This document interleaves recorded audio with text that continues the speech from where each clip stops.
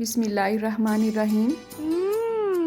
Tasty. जी हाँ, आज हम बनाएंगे बहुत ही टेस्टी रंगीन सेवइयाँ और इसे हम दूध के साथ रेडी करेंगे। कुछ लोग इसे पहले ही उबाल के बाद में दूध में इसे पकाते हैं, लेकिन आज की इस रेसिपी में आपको थोड़ा सा डिफरेंट तरीका मिलेगा। इसमें हम जो कुछ ऐड करेंगे तमाम मेजरमेंट आपको साथ साथ बताई जाएगी।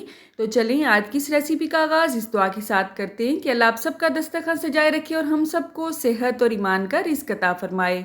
जी, तो यहाँ पे मैंने 1.5 किलो दूध को चूल्हे पे चढ़ा लिया है। इसमें 2 अदद मैंने इलायची ऐड की है और उसका मुंह खोल के ऐड किया है। साथ ही साथ इसमें हम रंगीन सेवइयाँ ऐड करेंगे। ये पूरा पैकेट है, लेकिन इसमें से मैं हाफ़ ऐड करूँगी, समझें 1 कप मैंने इसमें ऐड किया है। अच्छा, दूध को आपने एक उबाल आने देना है। जो दूध मैं इस्तेमाल करी हूँ क्योंकि वो ऑलरेडी उबला हुआ है, इसलिए जस्ट मैंने इसके गर्म होने का इंतज़ार किया है और इसमें 1 कप सेवइयाँ ऐड कर दी हैं। 1.5 किलो दूध है, 2 इलायची के पीस हैं और 1 कप इसमें मैंने रंगीन सेवइयाँ ऐड की हैं। ठीक है, अब चूल्हे की आंच को दरमियाना रखते हुए आपने इसे 7 से 8 मिनट तक पकाना है। इसी दौरान इंशाल्लाह ये बहुत अच्छी तरह से गल जाएंगी।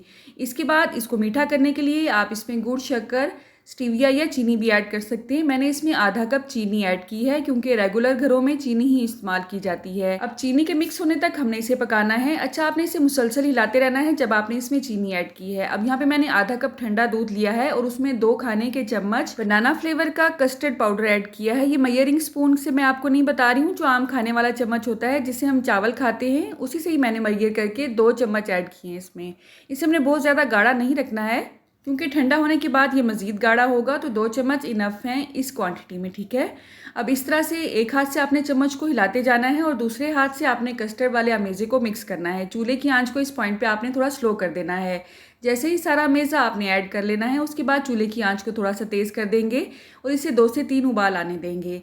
उसी दौरान आप देखेंगे कि अच्छा खासा ये थिक हो जाएगा। इस वक्त ये आपको रनी कंसिस्टेंसी में लग रहा है, लेकिन जैसे ही ये ठंडा होगा ये गाढ़ा हो जाएगा। अब इसे मज़ीद क्रीमी करने के लिए आप इसमें घर की मलाई को अच्छी तरह से फेंट के भी ऐड कर सकते हैं। मैं यहाँ पे ये क्रीम ऐड कर रही हूँ आधा कप। चूल्हे की आंच को मैंने इस पॉइंट पे स्लो किया हुआ है, आप देख सकते हैं अच्छा खासा उबाल ऑलरेडी कस्टर्ड और सेवइयों में आ चुका है। क्रीम मिक्स करते ही आपने इसे ज़्यादा पकाना नहीं है। जस्ट जैसे ही क्रीम मिक्स होगी आपने चूल्हे की आंच को बंद कर देना है। बस इतनी सी ही देर में हमारी सेवइयाँ रेडी हो जाएंगी अल्हम्दुलिल्लाह। आप अपनी पसंद के इसमें कोई भी मेवे ऐड कर सकते हैं, पिस्ता, बादाम, काजू, किशमिश, कुछ भी। मैंने इसे बहुत ही सिंपल वे में बनाया है ताकि आपको आसानी हो इसे बनाने में। अब इसे मैंने कवर कर दिया है। रूम टेम्परेचर पे आने के बाद इसे मैं बाउल में शिफ्ट कर लूँगी। अगर आप चाहते हैं कि इसके ऊपर मोटी मलाई की लेयर ना आए तो आप इसे इस तरह से क्लिंग रैप से अच्छी तरह से कवर करके फ्रिज में रख सकते हैं। अगर आप ऐसे ही ओपन रख देंगे तो इसके ऊपर एक मलाई की लेयर आ जाती है, जो कि अक्सर लोगों को अच्छी नहीं लगती है।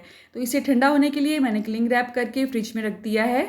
जितनी अच्छी तरह से आप इसे ठंडा करके सर्व करेंगे उतना ही ये टेस्टी लगेगा। अच्छा, आप वेरिएशन के लिए इसमें अपने पसंद के फ्रूट्स को काट के भी ऐड कर सकते हैं। फ्रूट ऐड करने से ये बिल्कुल लबे शीरी वाला टेस्ट देगा आपको। यहाँ पे मैंने कोकोनट का बरादा लिया है, उसमें फूड कलर ऐड किया है और अपनी पसंद का कोई भी इस तरह से फूड कलर ऐड करके आप इसे रंगीन बना सकते हैं। इसके अलावा मेरे पास चेरी का मुरब्बा है, तो बॉक्स से निकालने के बाद आपने अच्छी तरह से चेरीज को वॉश कर लेना है ताकि एक्स्ट्रा जो मीठा है इसका निकल जाए। अपनी पसंद से आप कोई भी डेकोरेशन कर सकते हैं इस पर। खाने की चीज़ अगर टेस्टी है तो और बात है, अगर इसे अच्छी तरह से आप सर्व करेंगे तो खाने का मज़ा दोबाला हो जाता है।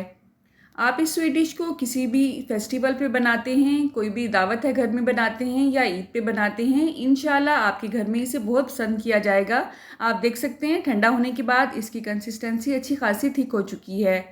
इस चैनल पे ना सिर्फ आपको कुकिंग की रेसिपीज़ मिलती हैं बल्कि रेमेडीज़ भी मिलती हैं, तो उसके लिए चैनल की प्लेलिस्ट ज़रूर विजिट कीजिएगा। आप कहाँ से और किस सिटी से मेरे वीडियोस को वॉच करते हैं, कमेंट बॉक्स में अगर आप मुझे बताएंगे तो मेरे लिए कि नाम से कम नहीं होगा। रुके रुके सुने, जाने से पहले वीडियो को लाइक कर दें, अच्छी लगी तो शेयर कर दें और सब्सक्राइब करने के बाद बेल का आइकन भी ज़रूर प्रेस करें। जज़ाकल्लाह। मेरी नेक्स्ट वीडियो तक अल्लाह हाफ़िज़।